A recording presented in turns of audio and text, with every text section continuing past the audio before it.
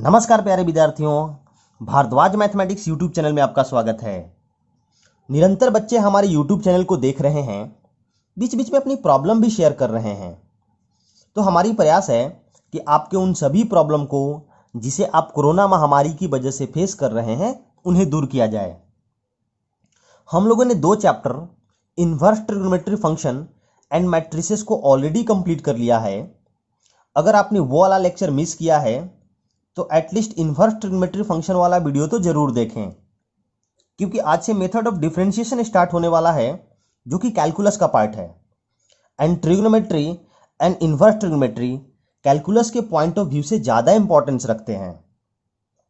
अभी तक आप लोगों ने जिस लेवल की मैच्योरिटी दिखाई है, डेली होमवर्क कंप्लीट करके ग्रुप में सबमिट करना, फार्मूला सेशन में पार्टिसिपेट करना, या फिर आपके टेस्ट के परफॉर्मेंस हम लोगों को काफ़ी इंप्रेस किए हैं। बस आप लोग ऐसे ही काम करते रहें और जिस लेवल का डेडिकेशन आपने ऑनलाइन क्लासेस के लिए दिखाई है, इसको देखकर मुझे विश्वास है कि हम सब इस कोरोना महामारी के ऊपर विजय प्राप्त कर पाएंगे। इस वीडियो सीरीज में हम लोग बात करेंगे method of differentiation and derivative के बारे में।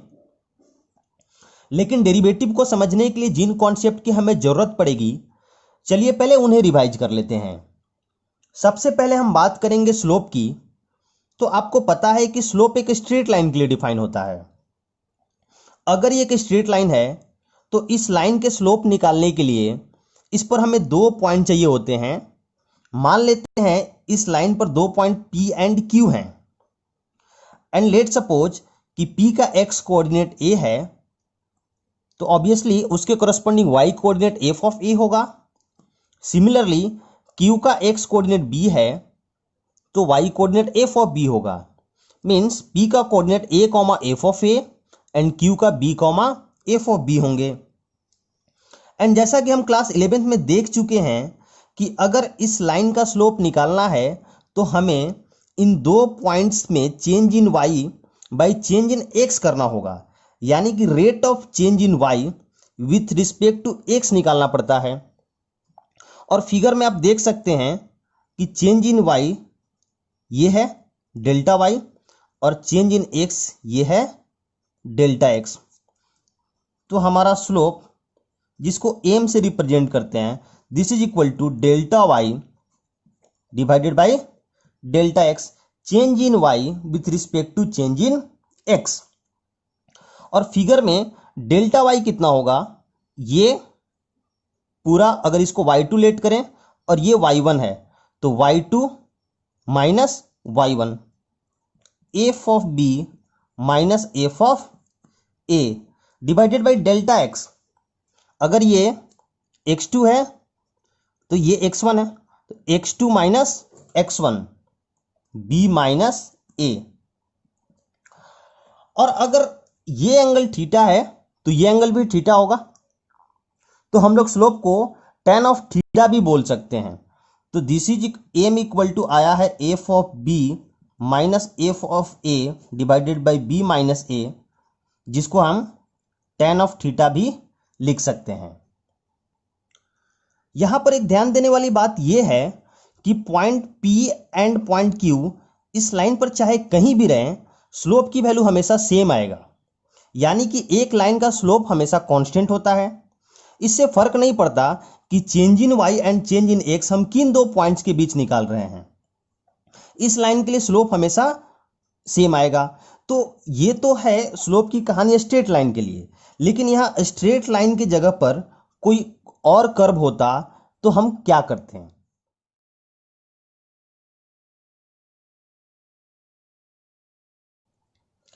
जैसे ये कर्व है y equal to f x, तो इसमें स्लोप का कॉन्सेप्ट कैसे लगेगा। इस लाइन के लिए तो हमने देखा कि स्लोप होगा tan ऑफ थीटा। यहां पर थीटा एंगल ऑफ इंक्लिनेशन था जो कि फिक्स था। लेकिन अगर हम पूछे कि इस कर्व का स्लोप क्या होगा, तो आपका आंसर क्या होगा, पॉजिटिव होगा, नेगेटिव होगा या फिर जीरो होगा। एक कर्व के लिए स्लोप का मतलब क्या होता है।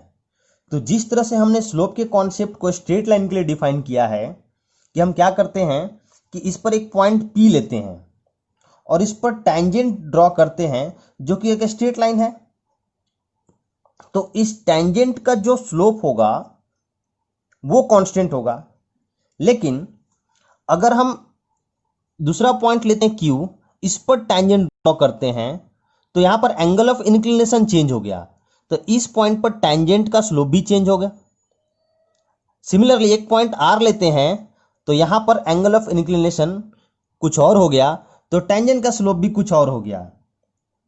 तो हम कह सकते हैं कि पॉइंट को चेंज करने से किसी कर्व का टेंजेंट चेंज होता है, means angle of inclination change होता है, तो फिर स्लोप भी चेंज होगा।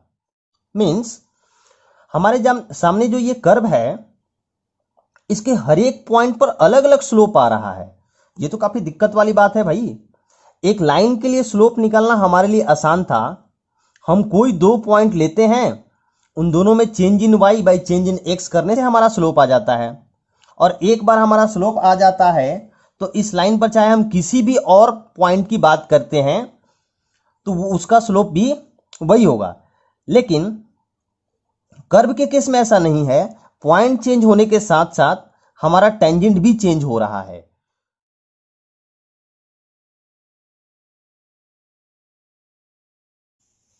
तो अब क्या करें?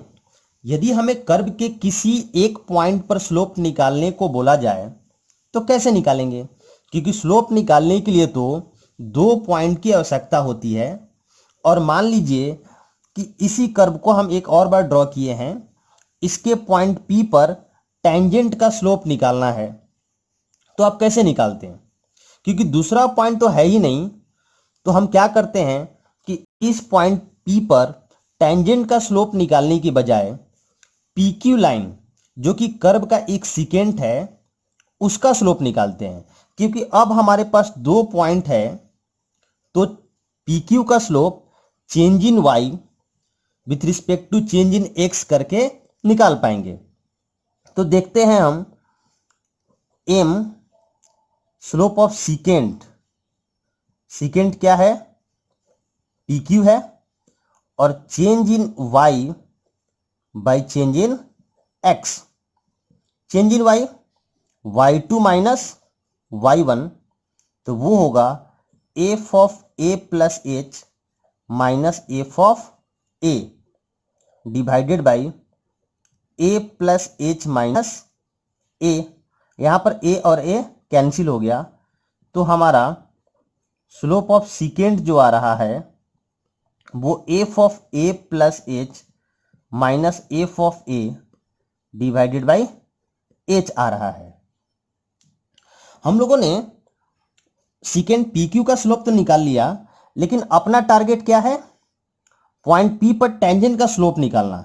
तो क्या करते हैं, हम पॉइंट Q को कहते हैं कि तुम क्या करो कि धीरे धीरे पॉइंट P के पास आओ, और एक दिन तुम पॉइंट P के इतना करीब आ जाओ कि जो PQ सीकेंट है वो लगे कि पॉइंट P पर टेंजेंट ही है। बट ऐसा तभी हो सकता है जब क्या होगा, यहां पर H टेंडिंग टू 0 होगा। तो जब टेंडिंग टू 0 का बात होता है, बहुत छोटे क्वांटिटी या फिर बहुत बड़े क्वांटिटी की बात करते हैं, तो फिर हम वहां पर लिमिट यूज करते हैं। अगर हम लिमिट H टेंडिंग टू 0 इस वाले इक्वेशन में F A plus H minus F of A divided by H, तो जो हमारा स्लोप ऑफ सीकेंट था वो स्लोप ऑफ टेंजेंट बन जाएगा। और ये तो point P means x coordinate A है, उस पर टेंजेंट का स्लोप है, तो इसको हम कभी कभी dy by D x at x equal to A या फिर f डैश A से भी रिप्रेजेंट करते हैं। लेकिन किसी जनरल पॉइंट पर टेंजेंट का स्लोप चाहिए, तो हम इसको जनरलाइज करते हैं।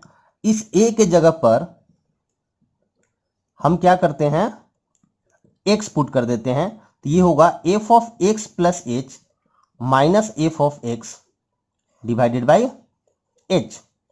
ये जो है हमारा जनरल फॉर्मूला है टेंजेंट का स्लोप का, जिसको कभी कभी simply dy by D x या फिर एफ डैश एक्स या फिर D by D x of f x भी बोला जाता है।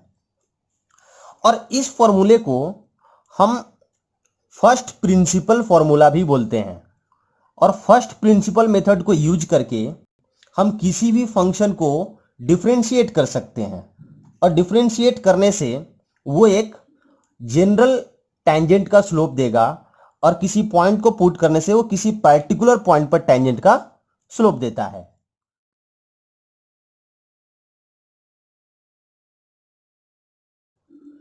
तो चलिए फर्स्ट प्रिंसिपल को यूज करके कुछ क्वेश्चंस करते हैं। क्वेश्चन है कि find the derivative of the following function from first principle.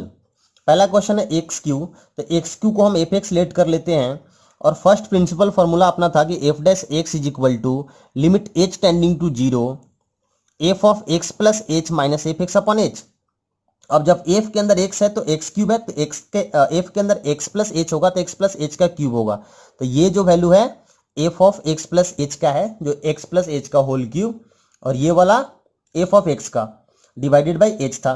अब इस होल क्यूब को ओपन करेंगे, माइनस एक्स क्यूब था तो ये एक्स क्यूब कैंसिल हो जाएगा। बाकी के एक्सप्रेशन में से अगर हम एच कॉमन ले लेते हैं तो एच भी कैंसिल। अब एक्सप्रेशन कुछ इस प्रकार का है, अगर इसमें हम एच का वैल्यू जीरो पुट कर दे तो ये वाला और ये वाला पार्ट जीरो हो जाएगा, तो इसका फाइनल आंसर जो आ रहा है वो 3x² है। सेकेंड क्वेश्चन था 1/x, तो हम क्या करते हैं कि 1/x को हम एफ एक्स लेट कर लेते हैं। अब फर्स्ट प्रिंसिपल फॉर्मूला क्या है, f dash x is equal to limit h tending to zero f of x plus H minus F x upon h. तो जब एफ के अंदर एक्स था तो 1/x, तो एफ के अंदर एक्स प्लस एच होगा तो 1/x plus H minus F X का value 1/x divided by H. ये एलसीएम लेते हैं, फाइनल ये आएगा, एच एच कैंसिल होगा, तो finally expression -1/x into x plus H बन रहा है। अब इसमें अगर h का वैल्यू जीरो पुट कर देंगे तो इसका आंसर आएगा -1/x²। बाकी के क्वेश्चंस को आप खुद सॉल्व कर सकते हैं। ऐसे ही एक जनरल रिजल्ट हम डिराइव कर सकते हैं फर्स्ट प्रिंसिपल को यूज करके कि differentiate x to the power n। तो इसका जो रिजल्ट आता है n(x to the power n-1) आता है, जहां पर n एंड x दोनों ही रियल नंबर हैं। तो इस फॉर्मूला के यूज करके हम डायरेक्ट भी डिफरेंशिएशन का क्वेश्चंस किया करेंगे। जैसे अभी अपना पिछला क्वेश्चन क्या था, एक्स क्यूब था, तो एक्स क्यूब को डिफरेंशिएट करना है, इस फॉर्मूला में रखेंगे तो क्या आएगा, एक्स क्यूब, तो 3 into x to the power 3-1 3x²। कुछ ट्रिग्नोमेट्री के भी क्वेश्चन है। पहला क्वेश्चन है कि find derivative of the following function using first principle. किसका, साइन एक्स का। Let f x is equal to sine x. अब हम फर्स्ट प्रिंसिपल का फॉर्मूला यूज करेंगे, वो क्या था, f dash is equal to limit h tending to zero f of x plus H minus F x upon h. F of x के x plus h के जगह पर साइन एक्स प्लस एच, और F x के जगह पर sine x by H. अब यहाँ पर sign c minus sign D का फॉर्मूला लगाते हैं, वो होता है, क्या होता था, 2 cos c plus d by two into sine c minus d by two, तो कुछ ये आएगा। अब इसको एडजस्ट करते हैं, इस 2 को हम नीचे लेके चले जाते हैं एच के, और इसके साथ डिनोमिनेटर में रखेंगे तो ये बनेगा this cos of x plus H by two into sign of H by two into H by two. और अगर लिमिट का आपको स्टैंडर्ड रिजल्ट याद है कि limit theta tending to zero sine theta upon theta 1 होता था, तो ठीक है, अदरवाइज आप याद कर सकते हैं। तो इसका वैल्यू 1 होगा ये, और इसमें अगर हम h का वैल्यू 0 पुट करेंगे तो ये आएगा cos x प्लस 0, तो वो cos x होगा। और ये रिजल्ट है, आपको याद रखना होगा कि sin x का डिफरेंशिएशन क्या होता है, cos x। वो आता कैसे, फर्स्ट प्रिंसिपल मेथड से। सेकेंड है cos x, हम cos x को fx लेट करेंगे, फर्स्ट प्रिंसिपल फॉर्मूला यूज करेंगे, यहां पर cos c minus cos d का फॉर्मूला यूज करेंगे, ये अलग, तो यहां से इसका वैल्यू 1 होगा, और इसमें अगर h का वैल्यू हम 0 पुट करते हैं तो वो आ रहा है माइनस साइन एक्स। आपको याद रखना होगा कि cos ऑफ x का डिफरेंशिएशन क्या होता है, माइनस साइन ऑफ x। अभी तक हमने जो कुछ भी देखा वो था कॉन्सेप्ट ऑफ डेरिवेटिव। एक्चुअली में अब हमारा टॉपिक स्टार्ट हो रहा है मेथड ऑफ डिफरेंशिएशन। और ये डिफरेंशिएशन क्या है? The process of finding derivative is called differentiation. इसमें पहला टॉपिक है differentiation of some standard function. इसके कुछ फॉर्मूलाज हैं जिसको फर्स्ट प्रिंसिपल फॉर्मूला का यूज करके डिराइव किया जा सकता है। पहला है कि D by D x, differentiation of x to the power n क्या होता है? N x to the power n minus one, जहां एन एंड एक्स दोनों ही रियल नंबर हैं। एग्जाम्पल के लिए कि D by D x x to the power four, तो this is equal to four, N side में आ जाएगा और x to the power four minus one कितना होगा? थ्री होगा। सेकेंड है कि डिफरेंशिएशन ऑफ कांस्टेंट जीरो होगा हमेशा। अगर हम टू का डिफरेंशिएशन करेंगे तो ये जीरो आएगा, माइनस टू का करेंगे वो भी जीरो आएगा। थर्ड, इसको हमने अभी भी डिराइव किया कि डिफरेंशिएशन ऑफ साइन एक्स क्या हो रहा था? Cos X, differentiation of cos x minus sine X. Tan X का सेक स्क्वायर एक्स होता है, कॉट एक्स का minus cos X square X, sec X का sec X into tan X and cosec X का minus cosec X into cot X. और ये सब first principle formula को यूज करके डिराइव किए जा सकते हैं। डिफरेंशिएशन की अपनी कुछ मजबूरियां हैं, रूल्स हैं, चलिए उनको देख लेते हैं। फर्स्ट, कि किसी फंक्शन के साथ अगर कांस्टेंट मल्टीप्लाई होकर के आएगा तो वो फिर कांस्टेंट बाहर निकल जाता है, सिर्फ फंक्शन का डिफरेंशिएशन होता है। ध्यान रहे, अगर कांस्टेंट अकेले आएगा तो उसका डिफरेंशिएशन जीरो होगा, लेकिन कांस्टेंट किसी फंक्शन के साथ मल्टीप्लाई होकर के आएगा। एग्जाम्पल के लिए D by D x to into sine x, तो फिर वो टू बाहर निकल जाता है और किसका डिफरेंशिएशन होगा? सिर्फ और सिर्फ साइन एक्स का। सेकेंड, कि differentiation of f x plus minus g x, अगर दो फंक्शन के सम या फिर डिफरेंस को डिफरेंशिएट करना हो तो फिर उनका डिफरेंस अलग अलग डिफरेंशिएशन होगा। D by D x f of x plus minus d by D x g of x. Third, जो कि इंपॉर्टेंट है, मल्टीप्लीकेशन रूल कहलाता है कि दो फंक्शन अगर मल्टीप्लाई होकर के आ रहे हों और उनको डिफरेंशिएट करना है तो सबसे पहले एक फंक्शन को होल्ड पर रखिए, दूसरे को डिफरेंशिएट कीजिए, प्लस दूसरे फंक्शन को होल्ड पर रखिए इनटू पहले को डिफरेंशिएट कीजिए। किसी को भी फर्स्ट एंड सेकंड फंक्शन आप लेट कर सकते हैं। And fourth one is division rule. ये भी इंपॉर्टेंट है कि अगर f x by g x इसको डिफरेंशिएट करना है तो डिनोमिनेटर में हमेशा डिनोमिनेटर का स्क्वायर होगा, तो जी एक्स का स्क्वायर। और सबसे पहले आप जी एक्स को होल्ड पर कीजिए, यहां पर डिनोमिनेटर को पहले होल्ड पर रखना होगा और न्यूमरेटर का डिफरेंशिएशन माइनस, इस बार न्यूमरेटर होल्ड पर होगा और डिनोमिनेटर का डिफरेंशिएशन। तो ये मल्टीप्लिकेशन रूल और डिवीजन रूल इंपॉर्टेंट है, इनको ध्यान रखना होगा। तो चलिए इन स्टैंडर्ड रिजल्ट को यूज करके हम कुछ क्वेश्चंस करते हैं। क्वेश्चन है कि differentiate each of the following with respect to x. पहला y equal to x to the power six, ये इसका डिफरेंशिएशन करना है तो d y by D x equal to d by D x x to the power six. X to the power n का formula use होगा, वो क्या होता है? एन साइड में और x to the power n minus one, ये हो जाएगा six x to the power five. तो जो अपना d y by D x आ रहा है वो आ रहा है six x to the power five. Second है y equal to root x, तो इसको हम लिख सकते हैं y equal to x to the power half. अब ये x to the power n formula use करके डिफरेंशिएट होगा, तो जो d y by D x होगा d by D x x to the power one by two. अब ये n side में आएगा और x to the power n minus one, ये होगा one by two x to the power minus half. इसको हम नीचे लेके जा सकते हैं, तो x to the power half उसको हम लिख सकते हैं रूट एक्स। तो जो d y by D x आएगा वो one by two root x.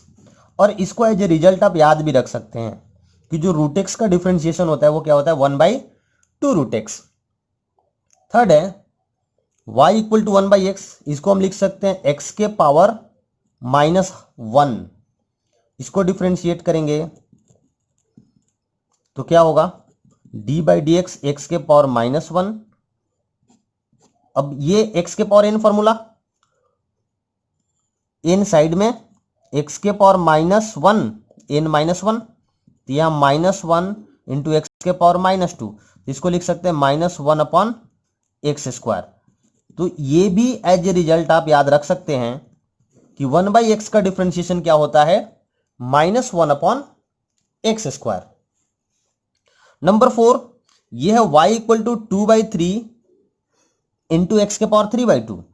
तो सबसे पहले तो इसको लिख सकते हैं हम 2/3 एक्स के पावर -3/2। ये फंक्शन है और ये 2/3 कांस्टेंट है, तो जब डिफरेंशिएशन करने जाएंगे तो वो कांस्टेंट बाहर निकल जाएगा, बचेगा क्या, d/dx एक्स के पावर -3/2। अब इसको डिफरेंशिएट करना है, तो 2/3 कांस्टेंट बाहर है, ये x to the power n formula use कीजिए, तो -3/2 इंटू एक्स के पावर -3/2 और -1, तो वो हो जाएगा -5/2।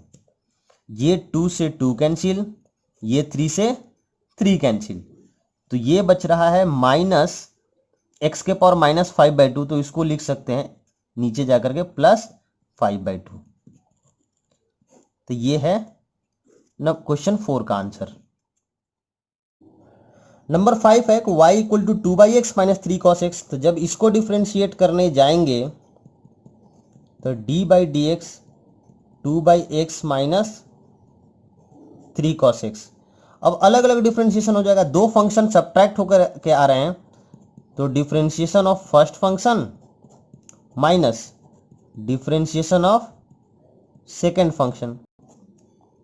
अब इस फंक्शन में 2 कांस्टेंट है वो बाहर निकल जाएगा, बचेगा क्या, d/dx 1/x माइनस 3 बाहर निकल जाएगा, d/dx cos of x। 2 into 1/x का डिफ्रेंशिएशन अभी हमने देखा -1/x² -3 cos x का डिफ्रेंशिएशन -sin x, तो ये होगा -2/x² +3 sin x। Question number 6 है y equal to x³ into sine x. यहां दो फंक्शन मल्टीप्लाई होकर के आ रहे हैं, तो फिर हमें क्या करना होगा, मल्टीप्लीकेशन रूल। ये अगर f(x) है तो ये हमारा gx है, तो dy/dx जब करने जाएंगे d/dx x³ into sine x. तो पहला फंक्शन x³ को अगर लेट करें तो x³ होल्ड पर into differentiation of second function plus दूसरा फंक्शन होल्ड पर into differentiation of first function, तो ये होगा x³ और साइन एक्स का डिफ्रेंशिएशन क्या होगा, cos x plus sign x into x³ का डिफ्रेंशिएशन कितना होगा, 3x²। तो ये आंसर आ रहा है x³ into cos x plus 3x² को हम पहले लिख सकते हैं इंटू साइन एक्स। नंबर 7, यहां पर डिवीजन रूल यूज होगा क्योंकि दो फंक्शन डिवाइड होके आ रहे हैं, ये पहला फंक्शन है और ये दूसरा फंक्शन। तो जब हम इसको डिफरेंशिएट करने जाएंगे तो सबसे पहले तो क्या होगा कि डिनोमिनेटर का होल स्क्वायर और ऊपर में सबसे पहले डिनोमिनेटर ही होल्ड पर होगा और किसका डिफरेंशिएशन, रूट एक्स का, माइनस रूट एक्स होल्ड पर होगा और किसका differentiation, cos x minus sine x का। Cos x minus sine x into root x का डिफरेंशिएशन 1/2 रूट एक्स, हमने बोला इसको याद रखना है, माइनस रूट एक्स। अब ये दो फंक्शन सब्ट्रैक्ट होकर के आ रहे हैं तो पहला का अलग से और दूसरे का अलग से, तो कॉस एक्स का differentiation minus sine x minus sine x का differentiation cos x whole divided by cos x minus sine x का होल स्क्वायर। अब इसको एलसीएम लेकर के मल्टीप्लाई कर सकते हैं और कुछ ज़्यादा कर नहीं सकते। तो ये था differentiation of some standard function, जिसमें डायरेक्ट आपको फॉर्मूला यूज करना होगा। क्लास 12th में फर्स्ट प्रिंसिपल को यूज करके डिफरेंशिएशन सिलेबस में नहीं है, डायरेक्ट फॉर्मूला यूज करके सॉल्व करना होता है।